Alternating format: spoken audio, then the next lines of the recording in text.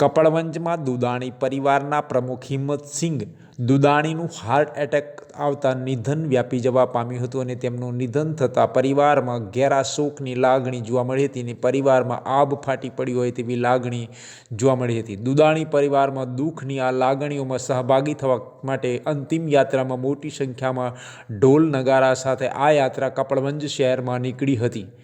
જય મહાકાળી કન્યાદાન સિકલીગર સમાજ ગુજરાત રાજ્ય કપડવંજ ગામ પ્રમુખ હિંમતસિંહ પ્રધાનસિંહ દુદાણી જેઓ યોદ્ધા હતા, જેઓનું હાર્ટ એટેક આવતા તેઓનું નિધન થયું હતું, જેને લઈને કપડવંજ શહેરમાં આ અંતિમ યાત્રા તેમની નીકળી હતી. શીખ સિકલીગર સમાજના અગ્રણીઓનું નિધન થતાં આ અંતિમ યાત્રાનું આયોજન કરવામાં આવ્યું હતું.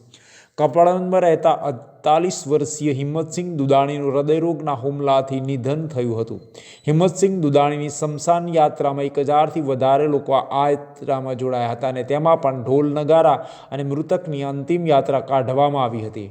આ ઢોલ નગારા સાથે નીકળેલી અંતિમ યાત્રા જોવા માટે લોકો પણ મોટી સંખ્યામાં આ યાત્રામાં જોડાયા હતા. આમ કપડવંજ શહેરમાં દુદાણી પરિવારના પ્રમુખનું હાર્ટ એટેક આવતા નિધન થયું હતું, જેમની આજ રોજ અંતિમ યાત્રા કાઢવામાં આવી હતી.